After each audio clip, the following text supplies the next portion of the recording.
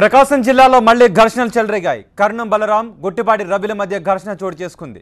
TDP జిల్లా సమావేశంలో పాల్గొనేందుకు ఎమ్మెల్సీ కర్ణం బలరాం గుట్టిపాటి రవి వచ్చారు. సమావేశ హాల్లోకి ఎమ్మెల్యే గుట్టిపాటి రవి వస్తూ ఉండగా కర్ణం బలరాం బయటికి వెళ్తున్నారు. ఈ సందర్భంగా ఎదురెదురు పడడంతో ఘర్షణ చోటు చేసుకుంది. ఇరు వర్గాల కార్యకర్తలు ఒకరినొకరు తోసుకున్నారు.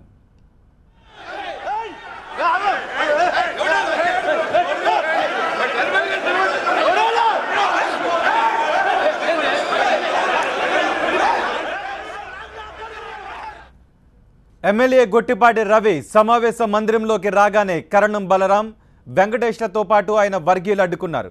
దీంతో కర్ణం గుట్టిపాటి అనుచరుల మధ్య తోపులాట జరిగింది. మంత్రులు సముదాయించిన ఇరు వర్గాలు శాంతించలేదు.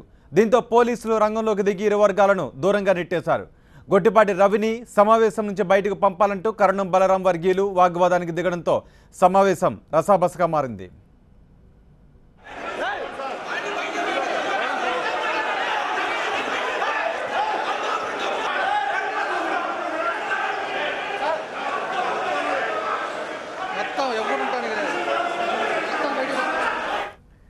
వేమవరంలో జరిగిన జంట హత్యల కేసులో గుట్టిపాటి రవి హస్తం ఉందంటూ కర్ణం బలరాం వర్గీయులు ఘర్షణకు దిగారు.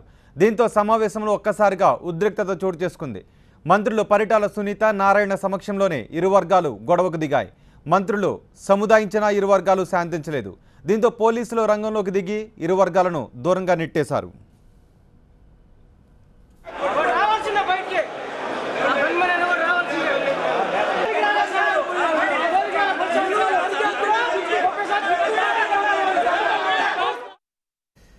ఈ గొడవపై మాట్లాడటానికి ఎమ్మెల్యే గుట్టిపాటి రవి ప్రస్తుతం మనకు అందుబాటులో ఉన్నారు.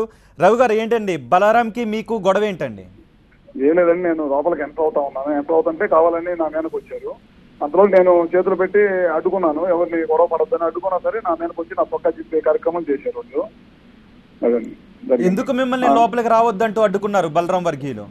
లోపల రావటం కదా, నేను లోపలికి వస్తున్నాను, వాళ్ళు బయటకు వస్తున్నారు. ఎదురుపడంగానే ఏదో ఒకటి మాట్లాడుతా రెచ్చగొట్టే ప్రయత్నం చేశారు.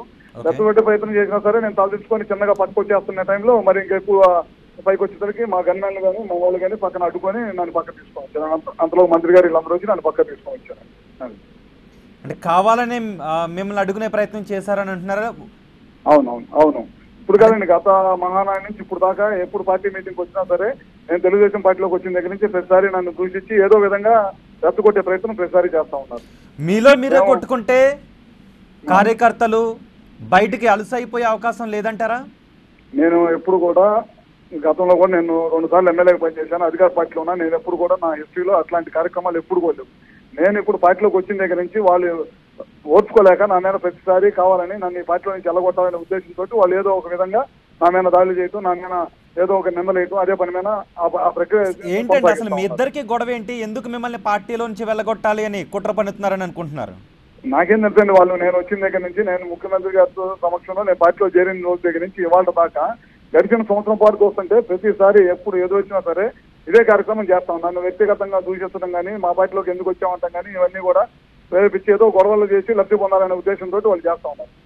వేమవరంలో జరిగిన జంట హత్యలలో మీ హస్తం ఉందంటూ బలరాం వర్గీయులు చేయమన్నాను. నాకు గనక ప్రమేయం ఉంటే గనక నేను రాజకీయాల నుంచి పూర్తిగా పోయగలుగుతానని చెప్పాను. మా ఇంట్లో మనిషిని చంపితేనే నేను ఆ హత్య రాజకీయాలు జోలికి వెళ్లకుండా మేము ఎంతో ఓర్పుతోటి మేము ఉన్నాము. అప్పుడు మా ఇంట్లో చంపిన మనిషిని చంపితేనే మేము హత్య రాజకీయాలకు వెళ్ళినాము. ఇవాళ గ్రామాల్లో ఏదో జరిగింది తీసుకొచ్చి మా కంటికి చేసి మేమేదో చేశామని చెప్పి మా మీద నిందేస్తే అది మంచిది కాదు. పోలీస్ డిపార్ట్మెంట్కి చెప్పాం, పూర్తి స్థాయిలో ఎంక్వైరీ చేయమని చెప్పాం. పరోక్షంగా కానీ ఏ విధంగా అయినా మాకు గనక సంబంధాలు ఉంటే కనుక పూర్తిగా రాజకీయాల నుంచి నేను పట్టుకు వెళ్ళిపోతాం. ఏ శిక్షకైనా మేము తలంచుకుంటాం. మంత్రులు నారాయణ, పరిటాల సునీత కూడా అక్కడే ఉన్నారు. గొడవ జరిగిన తర్వాత ఇప్పుడు మీరు ఏం చేయబోతున్నారు? మిమ్మల్ని కావాలని మీతో గొడవ పెట్టుకున్నారని మీరు ఆరోపిస్తున్నారు. ఇప్పుడు ఏం నేను ఆరోపించడం కాదండి, నేను ఆరోపించడం కాదు. అక్కడ మంత్రులు ఉన్నారు, జనం ఉన్నారు, వచ్చిన వీడియోగ్రాఫర్స్ ఉన్నారు, అన్ని ఛానల్స్ వాళ్ళు ఉన్నారు. ఏం జరిగిందో అందరూ కూడా చూశారు. కావాలని పదే పదే ఇప్పుడు కాదు, గత మహానాడు నుంచి ఇప్పటిదాకా జరిగిన సంఘటనలన్నీ కూడా, జిల్లాలో జరుగుతున్న సంఘటనలన్నీ కూడా ప్రజలు చూస్తున్నారు. పత్రికలు ఏం జరుగుతున్నాయండి గత మహానాడు నుంచి? ఎప్పుడు మేము మీటింగ్లకు వచ్చినా మా మీద వ్యక్తిగతంగా దూషించడం, ఏదో ఒకటి చేయడం, మమ్మల్ని రెచ్చగొట్టడం, ఏదో ఒకటి చేస్తానే ఉన్నారు ప్రతిసారి కూడా. అదే మిమ్మల్ని వ్యక్తిగతంగా టార్గెట్ చేయడానికి కారణం ఏంటని మీరు అనుకుంటున్నారు? కారణం అంటే మేము రాజకీయంగా 2 సార్లు వాళ్ళ మీద గెలిచాము. ఈ అడ్డుకట్ట వేయాలనే ఉద్దేశంతో వాళ్ళు ప్రతిసారి కూడా గ్రూపులు చేయాలి, గ్రామాల్లో గ్రూపులు చేయాలి, గొడవలు చేయాలి, గొడవల ద్వారా లబ్ధి పొందాలని గత చరిత్ర చూశారు కదా. అతని గత చరిత్ర ఎప్పుడు కూడా 30 సంవత్సరాలు అతను మర్డర్లో చేసి హత్యలు చేసి రాజకీయం చేసిన వ్యక్తి. ఎవరిని మర్డర్ చేశారండి? ఎవరిని మర్డర్ చేశారు? కొన్ని వందల మంది. మా అన్నం చేయలేదా? మా అన్న గొడ్డిపాటి కిషన్ చంపలేదా? వాళ్ళతో పాటు 3 చంపలేదా? రంగనాయకులు గారిని చంపలేదా? వెంకట సుబ్బయ్య గారిని చంపలేదా? ఈ చంపిన వాళ్ళలో శిక్ష అనుభవించలేదా? ఇవన్నీ ఎన్నో చేశారు.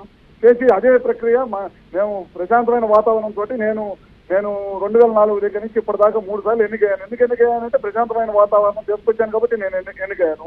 అలాంటి ప్రశాంతమైన వాతావరణంతో నేను ముందుకెళ్తుంటే వాళ్ళు కావాలని గొడవలు పెట్టుకొని ఇక్కడంతా గతంలో మార్టు కాన్స్టిట్యున్సీ కానీ అద్దం కాన్స్టిట్యున్సీలో కానీ మళ్ళీ గతంలో ఏ విధమైన కార్యక్రమాలు చేశారు అదే విధంగా కార్యక్రమాలు చేయాలని వాళ్ళు రెడీ చేసుకొని ఇదే పని చేస్తా ఉన్నారు. మీకేదైనా హాని ఉందని మీరు భావిస్తున్నారా? నాకు హాని ఉంటే నేను చూసుకుంటానండి, దానికి ఏం ఇబ్బంది లేదు. నేను గట్టిగానే ఉంటాను. హాని ఉంటే నేను చూసుకుంటా ఉన్నాను. నేను జాగ్రత్తగానే ఉంటాను అన్నిటికీ. ఇప్పుడు మీరు ముఖ్యమంత్రి గారికి తెలుసు, విషయాలన్నీ కూడా ముఖ్యమంత్రి గారికి తెలుసు. అన్ని ముఖ్యమంత్రి గారి దృష్టికి తీసుకొచ్చాను, అన్ని చెప్పాము. అది ముఖ్యమంత్రి గారు తీసుకువెళ్ళినప్పుడు ఆయన నుంచి ఎటువంటి హామీ మీకు వచ్చింది? ఆయన నుంచి మంచి నాకు బాగా సపోర్ట్ గానే ఉంది. ఆయన జాగ్రత్తగా ఉండమన్నాడు, అన్ని నేను చూసుకుంటానని చెప్పారు. నాకేం ఆయన దగ్గర నుంచి ఎంతో సపోర్ట్ బాగానే ఉంది నాకు. అది అంటే హత్యా రాజకీయాలకు పాల్పడింది ఎవరు? వ్యక్తిగతంగా ఎవరు చెప్పగలుగుతారా? పేరు చెప్పగలుగుతారా? ఎన్నో హత్యలు చేసి పార్టీలో కొనసాగుతున్నారు అని అంటున్నారు కదా, పేర్లు చెప్పగలుగుతారా? తెలుసు కదండి, హత్యలు చేసిన వాళ్ళు ఎవరో తెలుసు కదా. నేను చెప్పేది ఏమన్నా హత్యా రాజకీయాలు ఈ ప్రకాశం జిల్లాలో చేసే వ్యక్తి అంటే ఎవరైనా చెప్తారు కదా. నేను నానూరుతో ఎందుకు చెప్పాలి వాళ్ళ గురించి? వాళ్ళు హత్యలు చేసే వ్యక్తులు ఎవరో అందరూ కూడా తెలుసు. అందరూ తెలిసిన వ్యక్తే కదా అతను. అదే పని మీద హత్యా రాజకీయాల మీద చేసే వ్యక్తులు ఎవరో మీకు తెలుసు కదా. మీ ఇద్దరు ఇలా గొడవలు పడటం వల్ల పార్టీ ప్రతిష్టకు భంగం కలిగే అవకాశం లేదనుకుంటున్నారా? ఖచ్చితంగా పార్టీకి నష్టం అండి. అందుకని నేను తలదించుకొని ఎప్పుడు కూడా గొడవలకి పక్కకి వెళ్ళిపోతా ఉన్నాను. పదే పైన పడుతున్నారు. అయినా సరే మా మీద మేము గొడవ పడుతున్నాం అనేది మా మీద చేస్తారండి.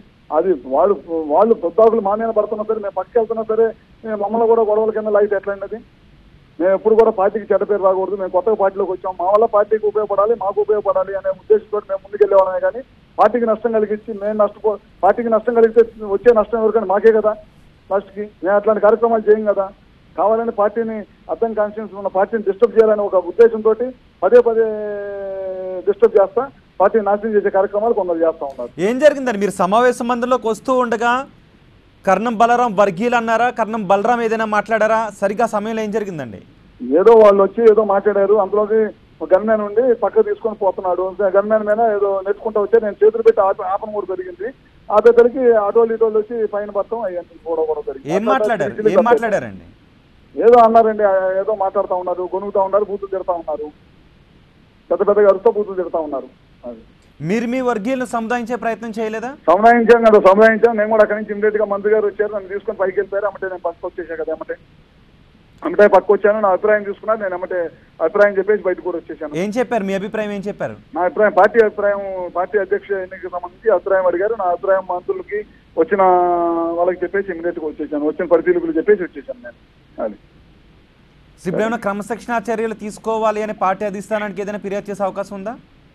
నేనేం చేయనండి. అన్ని మంత్రులు ఉన్నారు, అక్కడ ఉన్న క్యాడర్ ఉన్నారు, పార్టీ క్యాడర్ ఉంది, జిల్లాకు సంబంధించి అంతా క్యాడర్ ఉన్నారు. వాళ్ళంతా చూస్తా ఉన్నారు సమక్షంలోనే. పార్టీ నిర్ణయం చూసుకునేది, పార్టీకి నేనేమి సూచనలు ఇవ్వను. పార్టీ అంతా గమనిస్తుంది, పార్టీయే చూసుకుంటుంది. దృశ్యాల్లో కనిపిస్తూ ఉన్నాయి, ఒకరినొకరు కాలర్ పట్టుకునేంత వరకు పరిస్థితులు వచ్చాయండి అక్కడ. నేను ఎక్కడ కాలర్ పట్టుకోలేదు, చూడండి మీరు. నేను కాలర్ పట్టుకోలేదు, చేతులు అడ్డం పెట్టి. నా కాలర్ ఎవరో పట్టుకొని లాగారు అక్కడ. నేను అమ్మటే అడ్డం పెట్టాను, చేతులు కూడా అడ్డం పెట్టేసి ఆపే ప్రయత్నం కూడా చేశాను. మీరు చూసుంటారో చూడలేదు విజువల్స్ లో కూడా. నేను చేయి అడ్డం పెట్టేసి ఏమంటే ఆపే ప్రయత్నం కూడా చేశాను. వాళ్ళు పైకి వస్తున్నా సరే నేను ఆపే ప్రయత్నం చేశాను. ఎందుకంటే ఇరు వర్గాలు ఉన్నారు కదా, టెన్షన్ క్రియేట్ చేయకూడదు అనుకొని నేను అడ్డం కూడా చేతులు కూడా అడ్డం పెట్టాను. పంపించే సముదాయించే పరిస్థితి ఫస్ట్ కూడా నేను ప్రయత్నం చేశాను. రైట్. మంత్రుల నుంచి ఏ హామీ లభించిందండి? గొడవ తర్వాత మీతో మాట్లాడారని చెప్తున్నారు. పార్టీ అధ్యక్షుడు దానికి సంబంధించి మాట్లాడేసి నేను బయటకు వచ్చేసాను. ఇప్పుడు మీరు సమావేశం మందిరం నుంచి బయటకు వచ్చేసారు? బయటకు వచ్చేసాను, మాట్లాడేసి నేను బయటకు వచ్చాను. నా అభిప్రాయం నేను చెప్పేసి ఇంక బయటకు వచ్చాను. నేను వెళ్తాను. అది రైట్ రవి గారు.